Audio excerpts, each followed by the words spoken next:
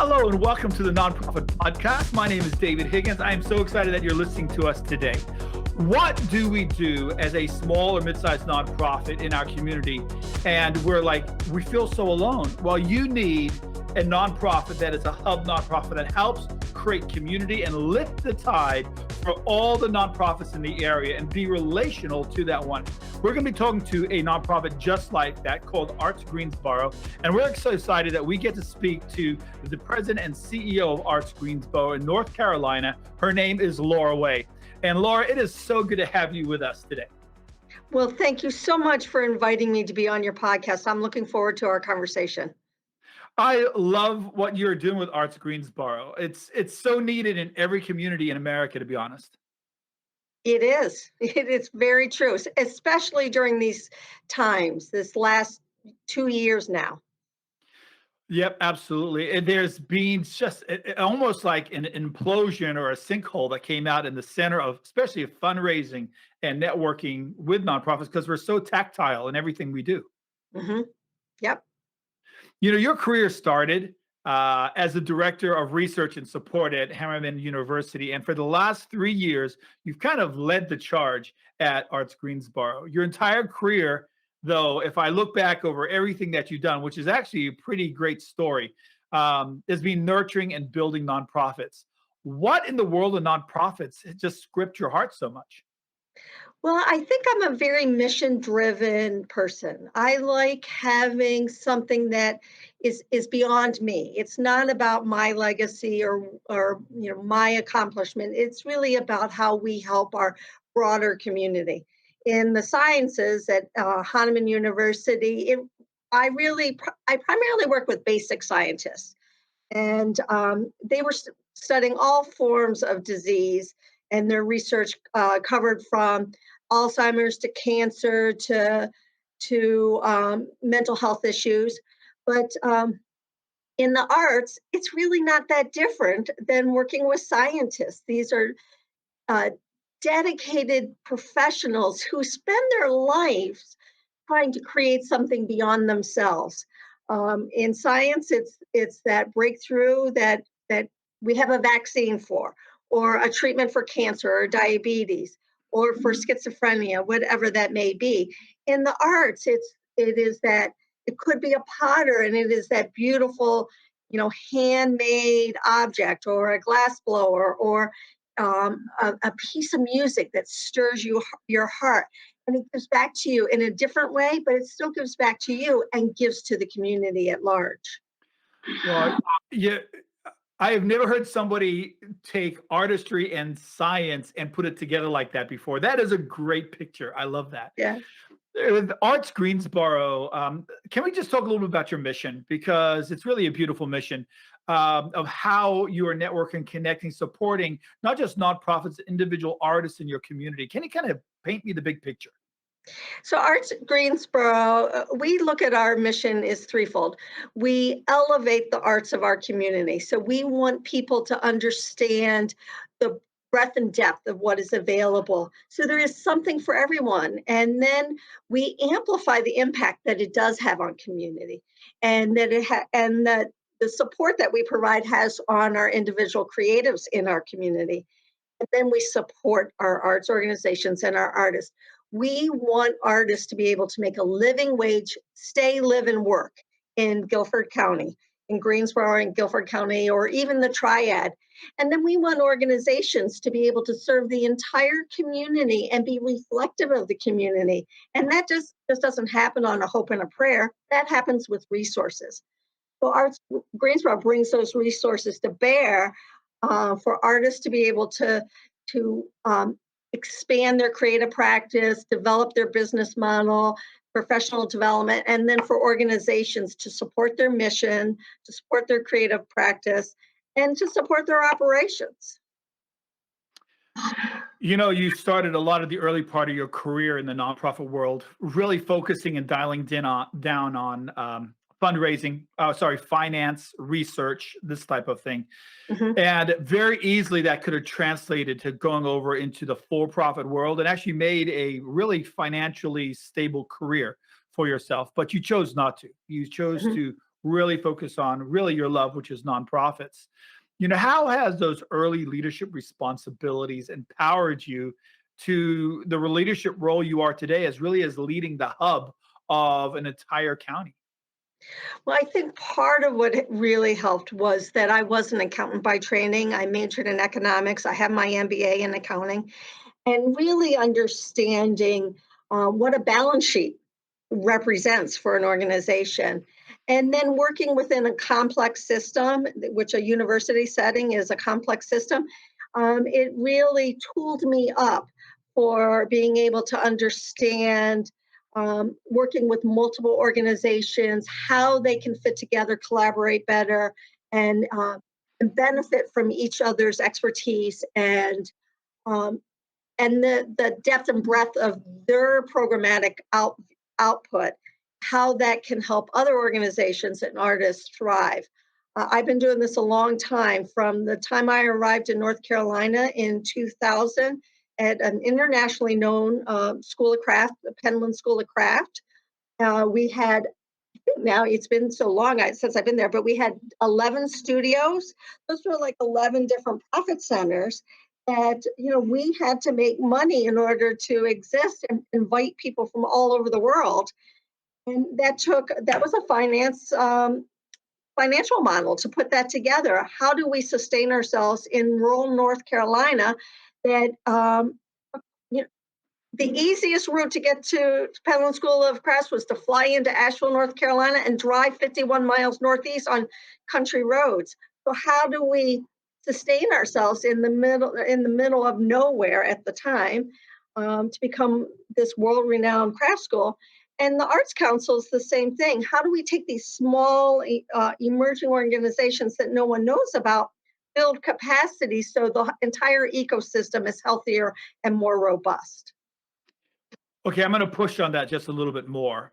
You said you built a financial structure that allowed this.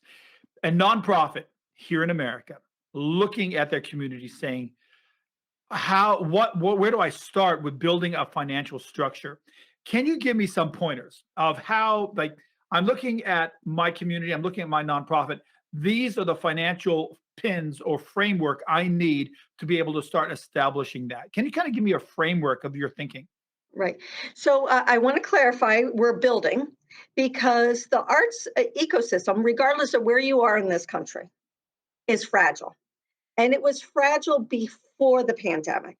If you talk to arts councils or arts organizations across this country, most, I would suggest, did not fully recover from the Great Recession. And so we came into the pandemic in a more fragile state than a lot of our for-profit type of sectors, for-profit sectors. So we started a little bit behind the curve.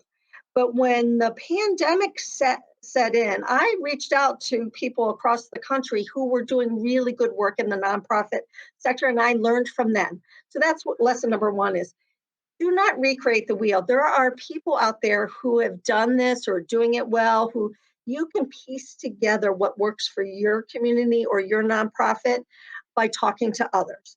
So I reached out to the DeVos Institute for Arts Management, led by Michael Kaiser, who used to run the Kennedy Center. And they came in and did an arts assessment. How strong was our arts ecology in Guilford County? And from there, and I knew what the answer was going to be, but he validated that answer. And from there, we started having these conversations with our county officials, our city officials, foundations, and other people in the community, and our arts organizations and artists, about building um, a stronger underpinning for how you can be sustainable. And for me, and I know this is a question that you asked me in an email, is what do I look for? The first thing I look for is liquidity.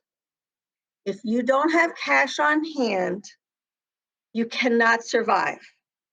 And even with the CARES money that came out in 2020, and now ARPA money that we hope to infuse into the arts ecosystem in 2022, If you come back out of the pandemic without 6 to 9 to 12 months of cash on hand, you will not survive a reentry into our new normal, because without cash on hand, you cannot be bold, you cannot be innovative, you cannot plan far into the future. So we need to work on liquidity.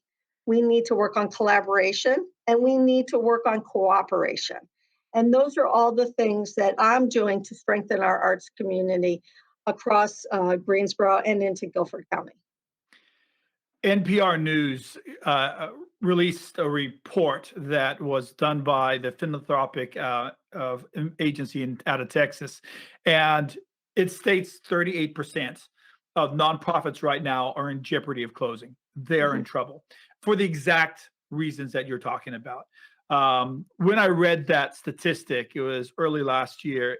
I love the nonprofit sector. I was a director of a performing arts center for many years in San Diego, and I have a passion to see it thrive. And our goal was in 2020, 2022 to see 2,000 nonprofits turn towards a positive cash flow. And in that process and the research of how do we bring those tools across became the birth of the book. I'm going to do just a shout out here, but we built this right here, the demystifying fundraising funnels, because nonprofit fundraising in this non-tactile fundraising era has to be online. If we can't learn to upskill to our online communication, we're not going to be able to refill the empty coffers.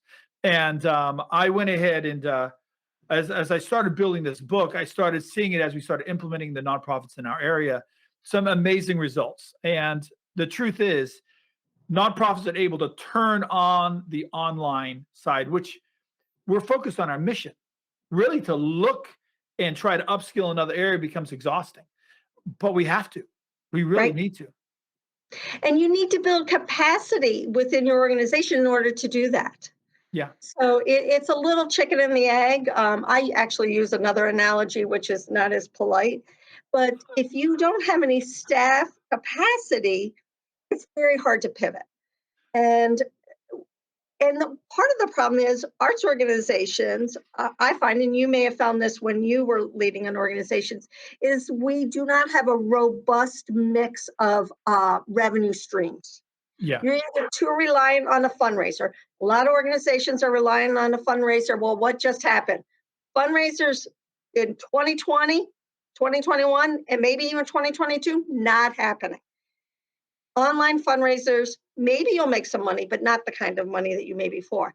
Foundations are in many ways fleeing, not because they don't think you're valuable, but there's people who don't have housing, the food insecurity, the health disparities are so glaring. So you see another pool of potential funders, shifting their energy and their resources. So what do? You do have to shift and be real time with your patrons, but you also have to be able to tell a compelling story of why you should invest in this organization now. And it has to be more than just the hope that you will come back. There has to be a plan that you will come back and how that plan will be executed. And that's what I want our Arts Council to do, is help you understand what is a strong, sustainable plan for the future and how will it be executed and how you will use that information to cultivate not only your past donors, but a new generation of donors who may have been introduced to you because of the pandemic. It's those non-polite comments that make great sound bites. Well, I'll tell you what it is. Arts funding, and I usually equate it with project support funding, which I think project support funding is to the detriment of organizations. It's like putting peanut butter on the tail of a dog. All that dog does is chase his tail, never quite catches it, exhausts himself, and he's broken everything in your house. Or she. In my case, it's a male dog.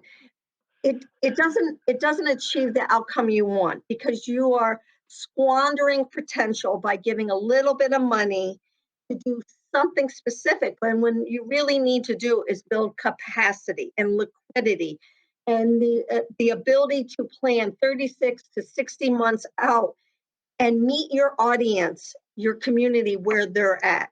That takes resources. For many years, you let me go ahead and restart that because I'm getting a bounce back through your laptop there. And if you could turn down the speaker maybe just a little bit. Okay, so Yeah. let me find my speaker. Should be. We'll just edit this part out. We'll just go and clip it on either side. I could I'll put me on mute when you're talking. As long as you can hear me ask the question, that will be fine. All right, cool. All right, we're back to it. 5, 4, 3, 2, 1. And okay, so your role as a nonprofit consultant for a number of years had to help build a skill set of seeing a healthy nonprofit from a struggling one, that transition from struggling to healthy. And we talked about that a little bit just now. But when you look to judge a nonprofit on its health, you mentioned one thing, which is having having that resource, that cash liquidity in their bank. What other things do you look at? I look at their planning calendar. How far advanced are they planning their programming? Because if you can plan your calendar out 36 months, at minimum 24, 36 to 60 months out, it allows you then to market your programs and cultivate funding for your programs. That's number one. I also look at your staff capacity. Do you have people in the right roles? Where are your holes? And that doesn't mean you have to fill every staff position, but could you collaborate? Could you work with others within the community to meet your needs? Do you have a board that is invested in the mission of your organization, and will they support you? And then are you are, are you meeting the community's needs? Are your programs reflective of the greater community? As our community grows and evolves and changes, are you in a position to evolve, grow, and change as well? That's good. You have lent into the political subsector that nonprofits have to deal with when they start becoming influencers in their region. How does a leader of a nonprofit sector have a healthy relationship with the political leaders around them? You pick up the phone and you call them. You write them letters, you email them, you attend city councils, county commissioners, you keep your government officials informed of what you're doing so they're not surprised. You ask them direct questions, you ask for their support. You are an active advocate for your organization, and then you don't surprise them. You clue them in early when something is changing or when you have a direct need, and you're transparent. No city or county official wants to be embarrassed by a nonprofit by reading something in the newspaper. Keep your government officials informed of what you're doing, why you're doing it, and how they can assist you in achieving the greater good. Absolutely, and that infrastructure is fundamental. That ability to communicate from a leader's perspective to other leaders in the community. When you view a nonprofit, how do you approach it and decipher its long-term viability um, in its infrastructure and its fundamental foundation? We talked about a few of them, but can you go into really long-term viability when we're pushing 10 years, 15 years out? I think it's all those things that I said just a minute ago about a strong balance sheet, diversified funding streams, a succession plan. Um, that is a very important element that a board must have in place. What happens when the executive director finds a career opportunity or chooses to leave the field or retires? What happens when you need to fill that position? what's the strategy? What's the plan? Is there going to be a long lag time between a new director and a retiring or leaving director? If you're a founder of an organization, have you established the framework of what happens post founder? It's very hard to move into the next executive director or president role once there was a founder. That takes a founder wanting to hand that over to someone in a very strong, sustainable way. It takes cultivation of new leaders. And I think that's the other thing is, are is your donor board and staff sort of aging out of the field? How do you bring new people in? We Mhm. need to cultivate young, new leaders who don't necessarily look the same as the leaders who are moving on to the next generation. I I worked for 15 years as an associate director for a nonprofit that launched uh, schools, orphanages, and other nonprofits worldwide. The founder, highly charismatic, had a great deal amount of creating momentum. His ability to step into a room and change the atmosphere was known.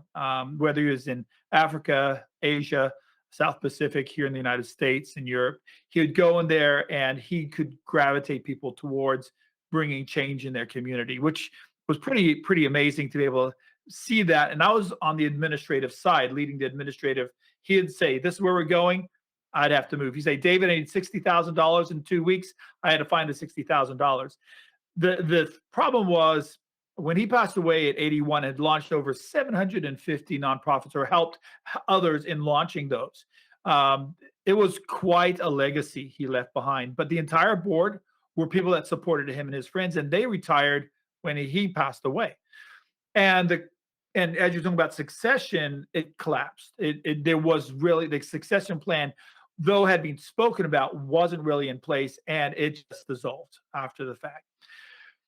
And so when you say the word succession, it brings in bells. It's like absolutely. If you were stepping into an organization as a consultant and you saw a strong leader and you're saying, okay, they only have 2, 3, 4 years left before they are retiring or moving on. And they look at you and saying, how do I build a succession plan? What are your priorities you look at first as far as a nonprofit being able to build a good, solid succession plan? So if I just look at my own organization, if I were just king for a day or queen for a day, I have a board. I have a strong board behind me, and it is ultimately their responsibility to have a succession plan. So that's question number one. Does your board have the wherewithal and the desire um, and appetite to have those conversations around succession planning? It's difficult when you're a board chair or a board member to talk about succession planning when you have an executive director on the other side of the table. And what I've learned is, as an executive director, is don't take these conversations personally. They're not saying we want you to leave. What they're saying is, when you choose to leave, let's make sure we have a healthier organization. It's not personal. Um, in this time of the pandemic, when people's emotions are heightened, I have to, constantly remember that people do take things personally. But my mantra is, it's not personal. You have to do what's in the best interest of the organization. And then being a cult of one can be problematic if you are a charismatic leader. So then, as a charismatic leader, you have a responsibility to bring somebody with you. Then you're charismatic. No, I doubt there is a charismatic leader who does not know they're a charismatic leader. They may not want to say it, but if you are that charismatic leader, you have to think about succession planning too. So you need to bring somebody with you. You need to groom people to be able to step in when you're not present. And that takes empowerment, it takes mentorship, and it takes trust. Absolutely. How do you approach fundraising? You must be asked this question a lot in your position, especially by smaller and younger nonprofits. Well, for me, I'm lucky to have a really good director of development. Truth be told, I'm about relationships. I call people up, I talk to people, I know people, I'm out and about. Um, I frequently am not the person who's asking for that dollar amount. I'm the person who sits down in the room and talks about the passion that we have behind us, the the enormous job we have ahead, but the rewards that will be reaped from investing in our creative community. So I'm that cheerleader, that constant cheerleader of the what is the possibility? What could our creative economy and our creative sector do as we continue to grow as a community? Just today, I don't know if it's happened. I know it was going to happen today, but our we're going to announce a new company coming into Guilford County that is in the aerospace space, a high wage, high earner potential with 1,500 jobs. We just announced a mega site, a 5 county mega site for Toyota and electric batteries. These are employers who will be coming into our area. Well, what does our community need to attract the best talent? Well, we need a good, strong cultural sector. So I bring that enthusiasm to the table, and I talk about it's dollars and cents. If you're trying to attract the best talent to come to the Triad or the Piedmont in North Carolina, you better have something to offer them. Good schools, affordable housing, and good quality of life. And good quality of life is driven in many ways by art, culture, and recreation. And I'm here to stand up for art and culture to say, with investment, you know, economic developer or investor in our success, invest in the arts so you can then sell our community to your potential employees and employers. 20 years ago, there's a town. Now, West Coast, we know this town. East Coast, you may not have heard of, but Bend, Oregon, Central Washington, Central Oregon. Bend was 20 years ago a cow town. The only thing that everybody knew about it was they had a great rodeo, right? And you went through there for hiking, kayaking, that type of thing. And the leaders of Bend wanted to grow. The political leaders, the financial leaders. So what they did is they went to their city center and they revitalized the whole thing and made it look like you're in Newport Beach. And it just when they did that and they started really investing in the schools in the area, they started seeing businesses come in. And in the last 10 years, they've exploded in growth. They were the fastest growing town in their region, in the Northwest area. They're right there in the top five, and of course, property values have gone through the roof. But what they did is exactly what you're describing happened there, and it's very doable. I mean, if you go from a cow town to a urban cultural center, that's quite a jump in 2 decades. You know. Exactly. Northwest Arkansas did the exact same thing. Now they have Walton money, and we cannot discount Right. having the Walton headquarters and funding there. But and they have Crystal Bridges, a world-class museum that was funded primarily by one of the Walton family. But they took that catalyst and they have just knocked it out of the ballpark. Their growth in GDP, they attribute in many ways to how vibrant and artist driven Northwest Arkansas is now. Because as artists move in, entrepreneurs move in, tech people move in, people who can work anywhere and are choosing where to live. And they're picking Southwest Arkansas. So if it's not Southwest Arkansas, it can certainly be Guilford County, North Carolina. Yeah, absolutely. And then number three, Bend, Oregon. There we go. So, talk to me about Arts Greensboro. As we were sitting in February, you got an entire year ahead of you. What are some of the things that Arts Greensboro is wanting to accomplish before the end of this year? Well, I have been lobbying since July of last year for a portion of ARPA money, the American Rescue Plan Act dollars of 2021. I put together essentially a pitch deck around the creative economy. It's called the New Creative Investment. I've asked my city and county both for $2.5 million. Those decisions are still forthcoming. City decision should be soon. The State Arts Council will be allocating ARPA money, and I would like to use ARPA money, working in collaboration with our city and county officials and state officials and others across the spectrum, but to build capacity in our creative community. And I'm really focused on that capacity that we talked about earlier. Um, it doesn't do anyone any good to say, okay, we have this relief money, go produce something. We want to produce things for our community, but let's build our internal capacity as an organization or our professional development practice as an artist so that we can successfully um, remain stable and sustainable 5, 10, 15 years from now. Let's look at our business models. Let's look at who we bring in for outside expertise. Let's look at our professional development practices. Let's look at our board governance. Let's do the really hard work that's messy and mushy, and let's do it with relief dollars. And then we can build a stronger, more robust earned revenue, contributed revenue, and fundraising event revenue as we move forward. Fantastic. You know, you are leading an important organization in that county.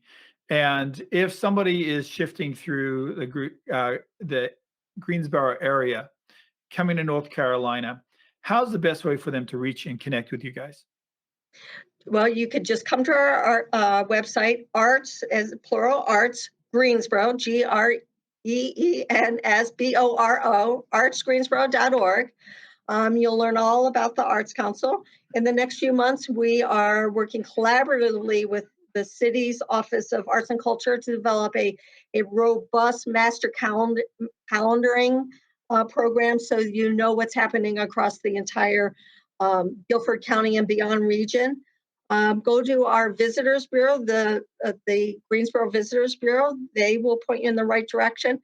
But our website, or pick up the phone and call me. I will talk to anyone and everyone who is interested in the arts in Greensboro and Guilford County. What is Arts Greensboro's uh, phone number that they can call? 336. Oh, it's amazing. I never remember my own phone number. 336. I'm going to give you my cell phone because I answer it. No, don't, not on a national broadcast. So the phone number is 336-279-7080. Call that number, and we will talk to you about what is happening. Excellent. Well, at the end of every podcast, we do a shout out to another nonprofit that is doing a great job. Just to give them a high five and let everybody know that there's many out there doing an amazing job. And I know I only gave you a couple hours to think of one when I shot you the email that we're going to do this, but I'll go ahead and go first, and then I'm going to flip it to you. Does that sound good? All right. So today I want to talk about an organization I have had my eye on for many years. They are incredibly brave, and they're in a position where they are dealing with a lot of tension, especially the last couple years. But it's being part of their culture, having to constantly fight for every little step they take.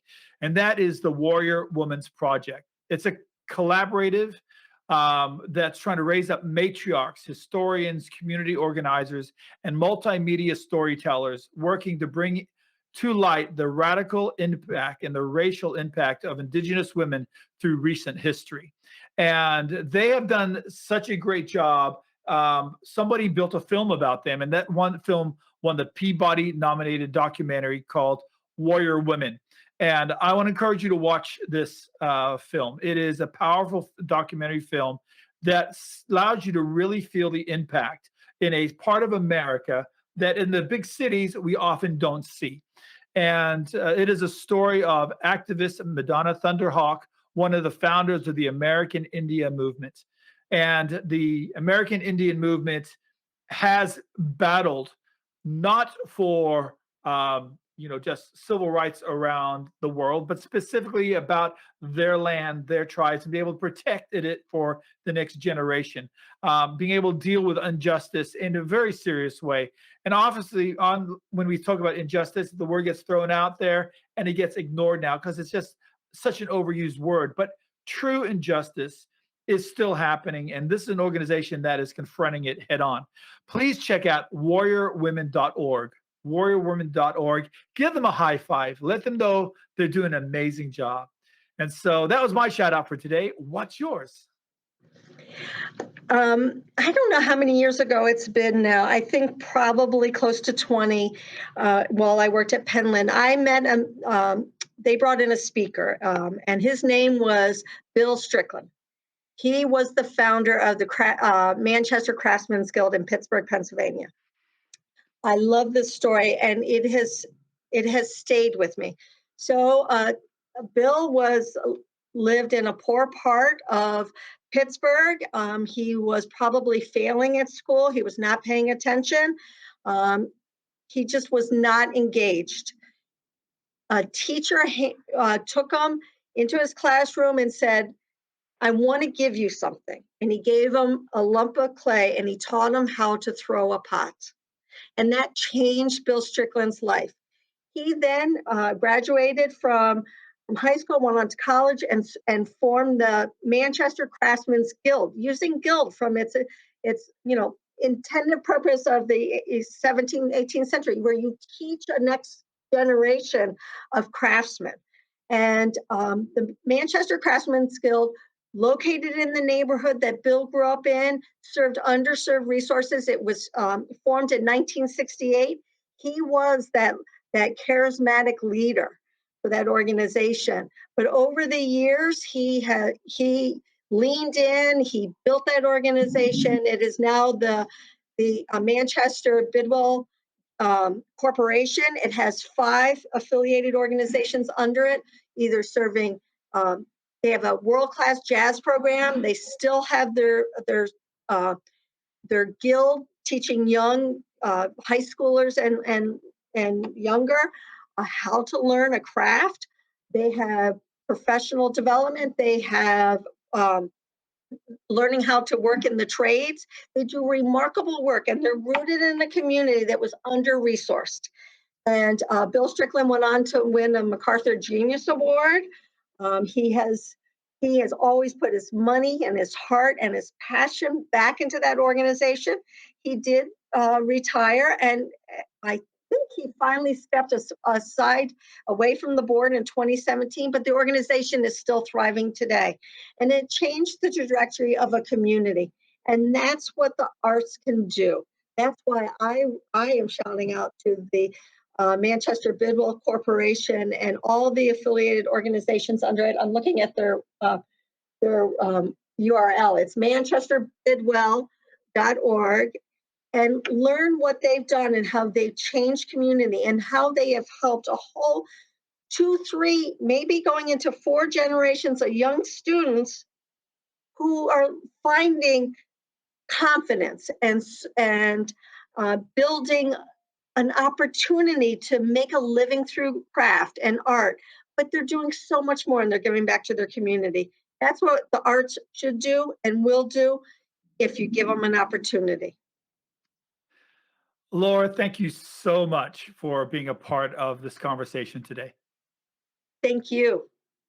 I really appreciated it. And for those of you that are there listening to this saying, we need a hub in our community, or maybe you yourself are already trying to start a hub that is working between the political sector and governance and nonprofits and trying to raise up that voice in your region. Have a look at Arts Greensboro. They are a organized, well-led group, and that's the reason why we brought them to you today, to hear a little bit behind the scenes of what is going on, hopefully to encourage you and to build you up towards your future.